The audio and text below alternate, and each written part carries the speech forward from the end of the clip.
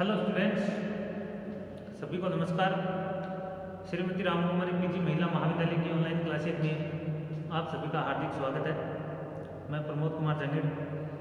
आज अपन भौतिक भूगोल का एक टॉपिक है पृथ्वी का ऊष्मा बजट। कहने को लोग मानते हैं कि बहुत ही डिफिकल्ट है और कम समझ में आने वाला टॉपिक है, लेकिन अपन इस वीडियो के माध्यम से इसको बहुत ही सरल तरीके से समझेंगे। तो आप लोग इसको ध्यान से सुनिए, ध्यान से देखिए और मेरे साथ साथ आप नोट्स भी बनाते रहिए, ताकि आपको ये पृथ्वी का ऊष्मा बजट जो है वो बहुत अच्छे से समझ में आ जाए। देखो, पृथ्वी का ऊष्मा बजट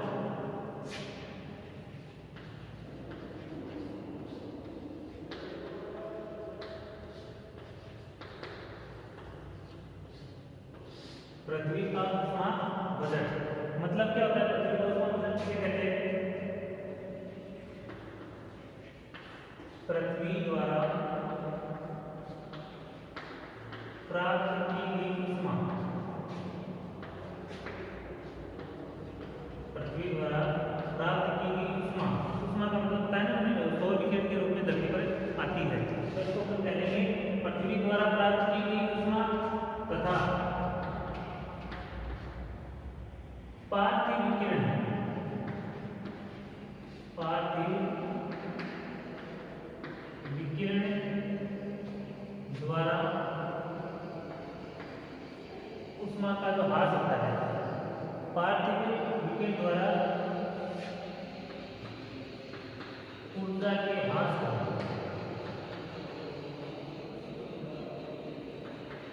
ऊष्मा बजट कहा जाता है। ऊष्मा बजट कहा जाता है। मतलब इसका क्या है कि जैसे मान लो कि सूर्य की जो सौर विकिरण या सूर्य तप जो अपनी पृथ्वी को प्राप्त होता है, ये धरती पर आने के बाद में धरती भी क्या करती है, वापस पार्थिव विकिरणों के माध्यम से उससे सूर्य तप को वापस या उस ऊर्जा को वापस वायुमंडल के अंदर भेज देती है, अंतरिक्ष में भेज देती है। इसको हम ऊष्मा बजट कहते हैं। ठीक है, ऊष्मा बजट अगर संतुलित होता है तो इससे पृथ्वी का जो औसत तापमान है वो बना रहता है। ठीक है ना, पृथ्वी का औसत तापमान बना रहता है। इसी को अपन पृथ्वी का ऊष्मा बजट कहते हैं। देखो, पृथ्वी का तापमान क्या होता है? स्थिर रहता है, क्योंकि पृथ्वी द्वारा प्राप्त की गई सौर ऊर्जा पार्थिव विकिरण द्वारा ऊर्जा के ह्रास के बराबर होती है। दूसरी बात, वायुमंडल से गुजरते समय जो ऊर्जा है, सौर विकिरण जो है, सूर्य तप जो है, ये वायुमंडल के अंदर बादलों के द्वारा या फिर और बहुत सारे वायुमंडल के द्वारा जो है अवशोषित हो जाता है। कहने का मतलब, सूर्य से जो ऊर्जा प्राप्त होती है या सूर्य से जो ऊर्जा आती है, ये पूरी ऊर्जा अपनी पृथ्वी को प्राप्त नहीं होती है। ठीक है ना, पूरी ऊर्जा प्राप्त नहीं होती है। जैसे कल मैंने आपको बताया था कि सूर्य के तापमान का जो है 2 अरबवां हिस्सा ही केवल पृथ्वी तक पहुंच पाता है। इसलिए अपन इस पृथ्वी की ऊष्मा बजट के बारे में भी पढ़ेंगे कि इसमें किस प्रकार से अपने को ये सूर्य की जो ऊर्जा है ये अपने को धरती पर प्राप्त होती है और किस प्रकार से वापस वायुमंडल के अंदर पहुंच जाती है। इसमें देखो, जैसे मान लो सूर्य द्वारा 100 इकाई ऊर्जा, 100 इकाई ऊर्जा पृथ्वी की तरफ आती है। कितनी ऊर्जा आती है? 100 इकाई। जैसे मान लो ये अपना सूर्य,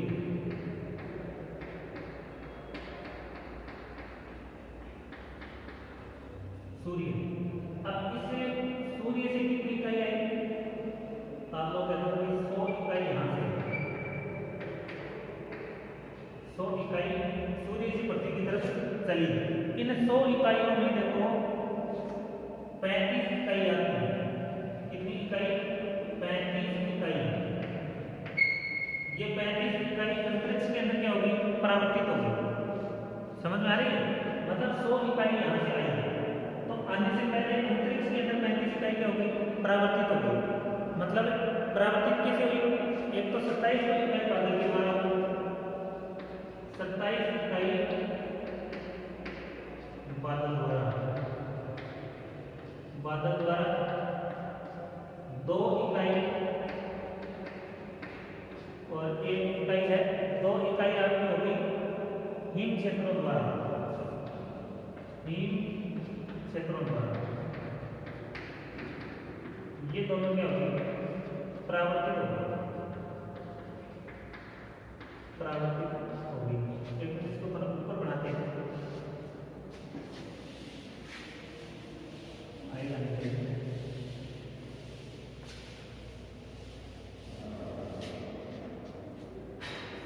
जैसे मान लो ये सूर्य है,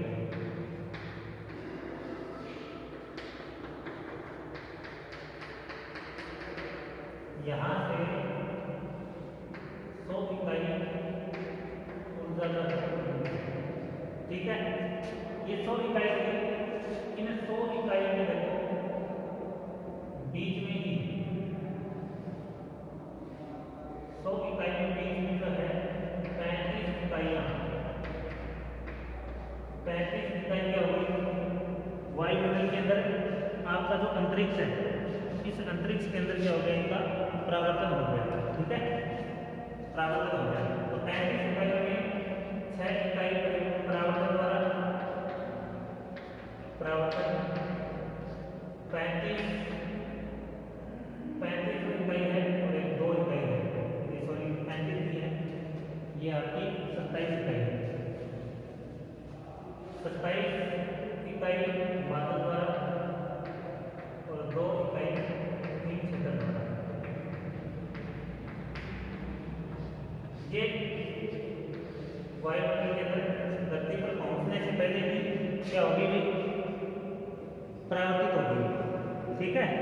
अब इनमें से देखो 35 माइनस कर दो, कितनी बच गई, 65 बच गई, कितनी बच गई, 35। देखो ध्यान से सुनना, 100 इकाई सीधे से लिखी, इसमें 35 इकाई क्या होगी, अंतरिक्ष वायुमंडल के ऊपर वाले भाग जो है, इस ऊपर वाले भाग के अंदर क्या होगी, परावर्तित होगी, 6 इकाई परावर्तन होगी, 27 इकाई बादलों के द्वारा, 2 इकाई हिम क्षेत्रों के द्वारा। इस प्रकार 35 इकाई टोटल जो है ये वायुमंडल के ऊपरी भाग में क्या होगी, परावर्तित होगी, ठीक है ना, परावर्तित होकर वापस होगी, बच गई कितनी, 65। अब 65 इकाई बचने के बाद में देखो, 65 इकाई बचने के बाद में 14 इकाई, 14 इकाई जो है ये होगी वायुमंडल द्वारा, वायुमंडल द्वारा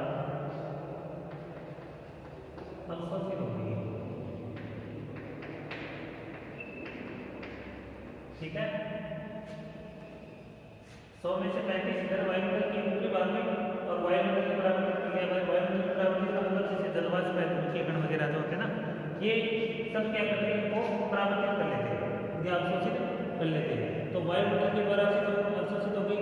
बाद में देखो बची हुई जो 51 इकाइयां हैं,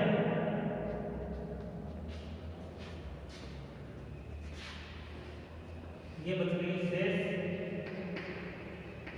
51 इकाई, ठीक है ना, 51 इकाइयां ये वायुमंडल में अपनी धरती तक पहुंच पाती है, ठीक है ना, ये अपनी धरती तक पहुंच पाती है। तो इनमें देखो जब ये धरती पर पहुंचती है 51 इकाइयां, तो इनमें से देखो आपकी 34 इकाई, ये 2 भागों में होती है, इसमें 34 इकाई तो सीधी धरती पर पहुंचती है, सीधी पृथ्वी पर पहुंच पाती है ना, 34 इकाई सीधी पृथ्वी पर पहुंच पाती है प्रत्यक्ष विकिरण के रूप में, और 17 इकाई जो है विसरण विकिरण के रूप में, ये 17 इकाई विसरण इकाई के रूप में, ठीक है, ये विकिरण के रूप में, ठीक है ना, विकिरण के रूप में। इस प्रकार जो 51 इकाई है यही अपने वायुमंडल के अंदर पहुंच पाती है, सॉरी अपने धरातल तक पहुंच पाती है। अब धरातल तक ये इक्यावन इकाई पहुंच गई। पहुंचने के बाद में देखो ये तो कितनी पहुंची सौर्य तक ना, सौर विकिरण के रूप में। अब वायुमंडल से पृथ्वी से वापस जब ये जाएंगे तो किसके रूप में जाएंगे, पार्थिव विकिरण के रूप में। जैसे ये धरती है, इसको 51 इकाइयां प्राप्त हुई, सूर्य तक कितनी इकाई प्राप्त हुई, आप लोग होगा कि इसको 51 इकाइयां प्राप्त हुई।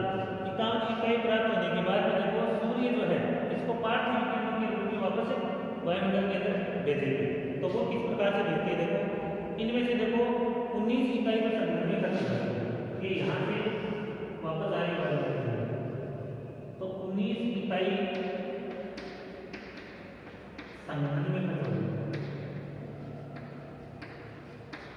19 इकाई किसमें खत्म हो गई, संघनन के अंदर। इसके अलावा 9 इकाई जो है,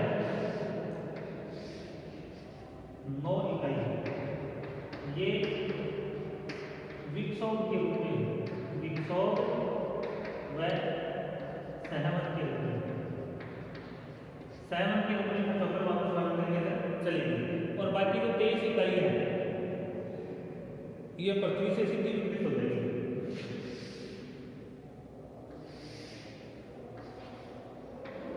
23 इकाई पृथ्वी से सीधी विकृत होती है।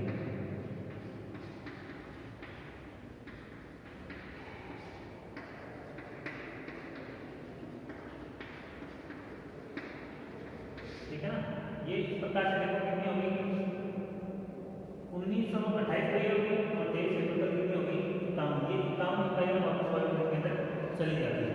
ठीक है ना, तो इस प्रकार से ये पृथ्वी का उष्मा बजट है वो बना रहता है। इसी को अपन पृथ्वी का उष्मा बजट कहते हैं। मतलब ये है जैसे वायुमंडल के अंदर 48 वायुमंडल में ये 48 के वायुमंडल में अगर 48 है और चली भी कितनी 48 में, मतलब 48 आ गई और 48 वापस वायुमंडल के अंदर चली गई। ठीक है ना, 14 सौर्य विकिरण के रूप में और 34 जो है बहिर्गामी पार्थिव विकिरण से ये वापस वायुमंडल के अंदर पहुंच जाती है। इसी प्रकार पृथ्वी पर जो 51 आने के बाद में 51 ही वापस चली जाती है। तो इस प्रकार से ये पृथ्वी का उष्मा बजट है और इसी के कारण पृथ्वी जो है अपनी औसत तापमान के आधार पर बनी रहती है। तो माय डियर स्टूडेंट, एक बार फिर से मैं आप लोगों को समझा देता हूँ, एक बार दोबारा रिपीट कर लेते हैं इसको कि किस प्रकार से पृथ्वी का उष्मा बजट है और पृथ्वी का जो एवरेज टेम्परेचर है वो बना रहता है। जैसे सूर्य से 100 इकाइयाँ निकली ऊर्जा की, 100 इकाई निकलने के बाद में इसकी 35 इकाई जो है वायुमंडल की ऊपरी परत के अंदर, मतलब अंतरिक्ष जिसको बोलते हैं बहिर्मंडल, तो इसकी ऊपरी परत में इसकी 35 इकाइयाँ क्या होगी, अवशोषित होगी। 35 इकाइयों में 6 इकाई परावर्तन के द्वारा, 37 इकाइयाँ बादल के द्वारा परावर्तन हुआ और 2 इकाइयों का इन क्षेत्रों के रूप में परावर्तन हुआ। तो 35 इकाई तो यहाँ से परावर्तन होकर वापस वायुमंडल में पहुँच गई। ठीक है ना, अंतरिक्ष में पहुँच गई। ये 35 इकाई यहाँ पर वायुमंडल की कितनी 65, तो 65 इकाई आगे चली धरती की तरफ। इनमें से धरती का जो ऊपरी मंडल है जिसे सौरमंडल है, तो इस मंडल के अंदर 14 इकाई क्या होगी वायुमंडल द्वारा अवशोषित होगी। वायुमंडल में अवशोषित हो गए जैसे जलवाष्प है, धूलिकण है, इस प्रकार के पदार्थ होते हैं, ये सूर्य तत्व को क्या कहते हैं, अवशोषित कर लेते हैं। तो ये 14 इकाई यहाँ पर अवशोषित होगी, तो कितनी होगी टोटल 48। अपन कह सकते हैं कि 48 इकाइयाँ तो वायुमंडल के द्वारा होगी अवशोषित या परावर्तित होगी। ये वायुमंडल को मिली, परावर्तित हुई और वापस अंतरिक्ष में चली गई। फिर देखो 65 के बाद में शेष बच गई 51। ये 51 इकाइयाँ जो है ये अपनी धरती के ऊपर पहुँच गई है। तो आप लोग बताओगे कि सूर्य द्वारा प्राप्त जो सौर विकिरण है या सूर्य तत्व है या ऊर्जा है, ये अपनी धरती को केवल 51 इकाइयों के रूप में ही प्राप्त होती है, बाकी वायुमंडल के द्वारा क्या होती है, विसरित हो जाती है। इसमें 51 इकाइयों में से 34 इकाइयाँ सीधे पृथ्वी पर विकिरण के रूप में प्राप्त होती है और ये 17 इकाइयाँ जो है वो विसरित इकाई के रूप में प्राप्त होती है। टोटल होगी 51। ठीक है, 51। इसके बाद में देखो अपनी पृथ्वी जो है इन इकाइयों को वापस वायुमंडल के अंदर लौटा देती है ना, इकान आई और इकान को वापस लौटा देगी, इसी को अपन ऊष्मा बचत कहते हैं। इसमें से 19 इकाई संघनन के रूप में, संघनन के मतलब वर्षा है, कोहरा है, ओस है, ये जो भी है सारे सारे, इसमें 19 इकाई को संघनन के रूप में वापस आएंगे, इसके खत्म होगी। 9 इकाई विक्षोभन के और 23 इकाई जो है वो सीधी पृथ्वी से सीधी वितरित होकर वायुमंडल के अंदर यांत्रिक क्षेत्र पहुंच जाती है। इस प्रकार से ये पृथ्वी का ऊष्मा बचत है। 51 इकाइयाँ प्राप्त हुई, 51 वायुमंडल के अंदर वापस अंतरिक्ष क्षेत्र चली गई। वायुमंडल में 48 आई और 48 वापस वायुमंडल में चली गई। तो 100% इकाई आई और 100 की 100 इकाई वापस पृथ्वी ने ऊपर वायुमंडल के अंदर भेज दी। तो इस प्रकार इसको हम कहते हैं पृथ्वी का ऊष्मा बजट। ठीक है, और उम्मीद आपको समझ में आएगा पृथ्वी का ऊष्मा बजट। आगे देखो, पृथ्वी का जो तापमान है इसको नियंत्रित करने वाले कारक कौन से होते हैं, ये अपन और देख लेते हैं।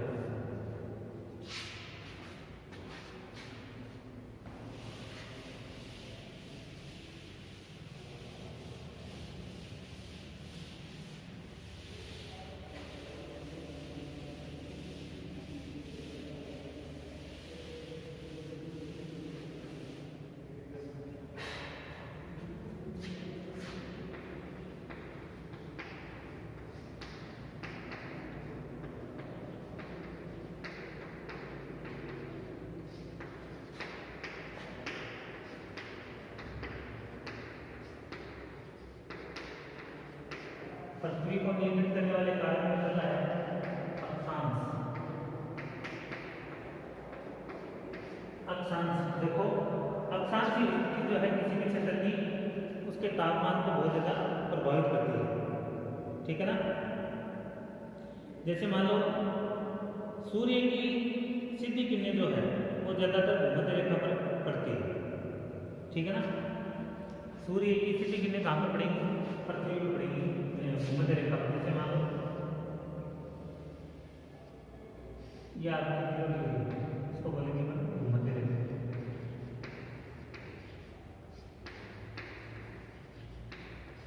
ठीक है, अब सूर्य क्या होता है, दो रेखाएं हैं, मकर और ये कर्क रेखा। तो सूर्य जो है ना ये ज्यादातर भूमध्य रेखा पर सीधा तापमान सीधी किरणें यहाँ पर पड़ेंगी, इसका औसत तापमान लगभग 30 डिग्री सेंटीग्रेड के लगभग बना रहता है। कहने का मतलब यहाँ पर तापमान क्या मिलेगा, ज़्यादा मिलेगा। लेकिन जब सूर्य भूमध्य रेखा पर रहेगा तो यहाँ पर सूर्य की किरणें क्या पड़ेगी, तिरछी पड़ेगी दोनों साइड। कर्क रेखा पर भी तिरछी पड़ेगी और मकर रेखा पर भी क्या पड़ेगी, तिरछी पड़ेगी। इसकी वजह से कर्क रेखा और मकर रेखा इन दोनों को तापमान क्या मिलेगा, कम मिलेगा। लेकिन जब ये सूर्य इस कर्क रेखा पर सीधा झुकेगा तो तापमान यहाँ पर ज़्यादा और इन क्षेत्रों में क्या रहेगा, कम। और जब सूर्य मकर रेखा पर आ जाएगा तो मकर रेखा पर आएगा तो तापमान यहाँ मकर रेखा को ज़्यादा मिलेगा और इन क्षेत्रों को क्या मिलेगा, कम मिलेगा। ठीक है ना, तो 88.5 डिग्री का कोण है जो एक मध्य रेखा से कर्क और मकर रेखा के दोनों साइडों में बनता है। और इन क्षेत्रों को भी एक तो तापमान जो है वो प्रभावित करता है। ठीक है, सबसे ज़्यादा तापमान भूमध्य रेखा पर प्राप्त होता है, जबकि ध्रुवों पर जो है वो तापमान बहुत ही कम प्राप्त होता है। ठीक है ना, और इसी के कारण ध्रुवों पर बर्फ वगैरह भी जम जाती है। जैसे मान लो ये ध्रुव है, उत्तरी ध्रुव है और ये दक्षिण ध्रुव। तो जब सूर्य यहाँ मकर रेखा पर आएगा तो देखो यहाँ उत्तरी ध्रुव पर सूर्य की किरणें भी पहुँच पाएंगी, जिसकी वजह से उस गोलार्ध के अंदर उत्तरी ध्रुव पर बर्फ जमी रहती है हमेशा, क्योंकि तापमान नहीं मिलता उसको। जबकि कर्क रेखा पर सूर्य मिलता है तो यहाँ पर सूर्य की किरणें नहीं पहुँच पाती, इसकी वजह से इस भाग में टेम्परेचर क्या मिलता है, बहुत कम। तो अपन कह सकते हैं कि अक्षांश की स्थिति जो है ये तापमान को बहुत ज़्यादा प्रभावित करती है। भूमध्य रेखा को तापमान सबसे ज़्यादा मिलता है, जबकि कर्क और मकर रेखा को भी तापमान तो मिलता है, लेकिन भूमध्य रेखा के बराबर नहीं मिलता है। जबकि दोनों ध्रुवों को जो तापमान है ये तापमान जो है अक्षांश की स्थिति के कारण बहुत ही कम मिल पाता है। ठीक है ना, दूसरा है इसकी प्रभावित करने वाले कारकों में समुद्र तल से ऊंचाई। समुद्र तल से ऊंचाई समुद्र तल से ऊंचाई की तापमान कितनी समुद्र की, जैसे मान लो 165 मीटर की ऊंचाई पर 1 डिग्री सेंटीग्रेड तापमान क्या होता है, कम होता है। और यही अगर बढ़ जाए 1 किलोमीटर की बात करेंगे तो 1 किलोमीटर में लगभग 6.5 डिग्री सेंटीग्रेड तापमान क्या हो जाएगा, कम हो जाएगा। इसीलिए कहते हैं कि मैदानों से ठंडे क्या है, पहाड़ है। पहाड़ों पर तापमान कम है और मैदानों में तापमान क्या होता है, ज़्यादा। जैसे मान लो अपने जैसे मान लो जयपुर है, जयपुर का तापमान मान लो गर्मी में तापमान है मान लो 45 डिग्री सेंटीग्रेड, ठीक है। उसी समय अगर कोई कहे कि माउंट एवरेस्ट पर कितना तापमान होगा, माउंट एवरेस्ट तो इसकी ऊंचाई लगभग 8,848 मीटर, नई ऊंचाई इसकी तो लगभग 9 किलोमीटर हो गया, 9 किलोमीटर। यहाँ पर 45 है और वहाँ पर 9 लगभग 9 किलोमीटर आगे लगे हैं और तापमान कितना हो रहा है, 6.5 डिग्री, 54 और 4 लगभग 58 डिग्री सेंटीग्रेड तापमान वहाँ पर क्या मिलेगा, कम। तो यहाँ पर 45 है, ठीक है ना, यहाँ पर 45 है और ऊपर कितना मिलेगा, माइनस में तापमान, ठीक है ना। तो समुद्र तल से ऊंचाई जो है ये तापमान को प्रभावित करती है, क्यों, क्योंकि ऊंचाई के साथ में जाने पर तापमान क्या होता है, कम होता है। इसके अलावा समुद्र से दूरी, समुद्र से दूरी, समुद्र से दूरी, ये समुद्र से दूरी जो है ये भी तापमान को नियंत्रित करती है। जैसे मान लो समुद्र के निकट है, समुद्र का पानी देखो एक विशेषता है, समुद्र का पानी देरी से गर्म होता है और देरी से ही ठंडा होता है, मतलब कम गर्म होता है, गर्म भी कम होता है और ठंडा भी धीरे होता है। इसी के कारण समुद्र के तट वाले भाग के पास में गर्मी कम रहती है, जबकि धरातल के आंतरिक भाग जो होते हैं उन आंतरिक भागों में तापमान क्या रहता है, ज़्यादा, ठीक है ना। तो तापमान वहाँ पर ज़्यादा, समुद्र के तट वाले भागों में तापमान क्या होता है, कम होता है, कारण समुद्र का पानी है।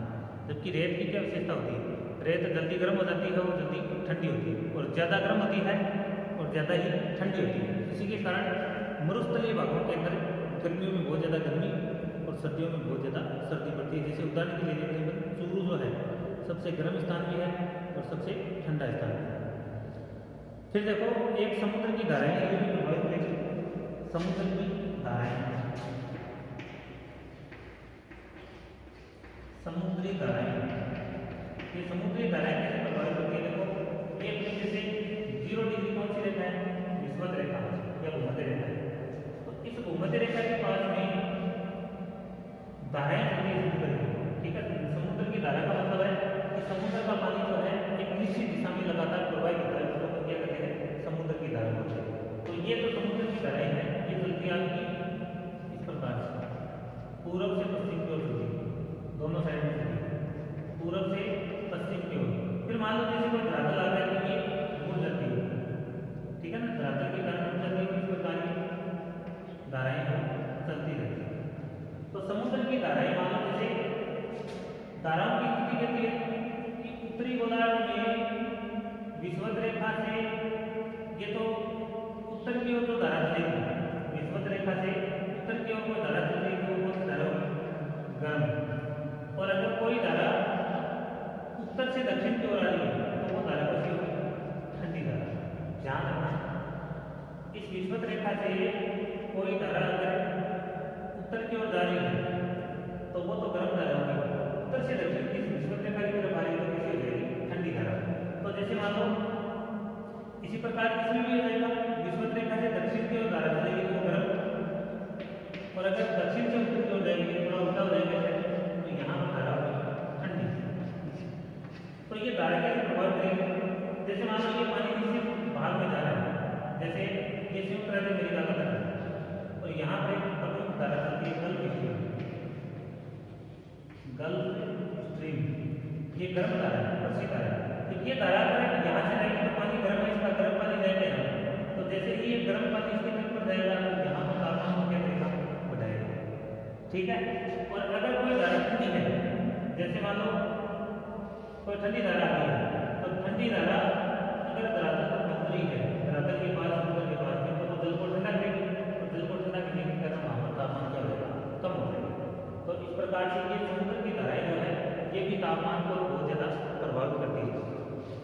एक दे रखा है प्रचलित पवनी। प्रचलित पवनी जो है ये तापमान को प्रभावित करती है। जैसे मान लो अगर कोई पवन ठंडे क्षेत्रों से आ रही है तो वहाँ पर तापमान कम हो जाएगा, अगर कोई गर्म क्षेत्रों से आ रही है तो ठंडा हो जाएगा, सॉरी गर्म हो जाएगा। जैसे मान लो अपने गर्मियों के अंदर गर्म हवाएं चलती है, लू जिसको बोलते हैं, तो लू अगर चलती है तो अपने तापमान ज़्यादा हो जाता है, जबकि लू नहीं चलती है तो अपने तापमान जो है कम। इसी प्रकार शीत ऋतु में अपनी हवाओं की स्थिति बदल जाती है, उत्तर से हवाएं चलने लगती है जिसको अपन शीत लहर कहते हैं, ठीक है ना। उत्तर से चलने के कारण वो बर्फीले क्षेत्रों से वो हवाएं आती है जिसकी वजह से वो ठंडी हवा होती है और वो ठंडी हवा आकर मैदानी भागों के अंदर ठंडी कर देती है। तो इस प्रकार प्रचलित जो पवनी है ये पवनी भी क्या करती है, इसको तापमान को बहुत ज़्यादा प्रभावित करती है। इसी प्रकार मेघ और वर्षा भी प्रभावित करेगी। जैसे मान लो कहीं पर बादल ज़्यादा रहते हैं तो बादल ज़्यादा रहते हैं तो वहाँ पर तापमान क्या रहेगा, कम रहेगा। वर्षा हो रही है तो तापमान क्या रहेगा, कम रहेगा। जबकि जिन क्षेत्रों में आकाश साफ रहता है उन क्षेत्रों में हमेशा ही तापमान क्या मिलेगा, ज़्यादा रहेगा। तो इस प्रकार से ये तापमान नियंत्रित करने वाले कारक है, इन कारकों से तापमान क्या होता है, नियंत्रित होता है। ठीक है, उम्मीद आप लोगों को समझ में आएगा पृथ्वी के तापमान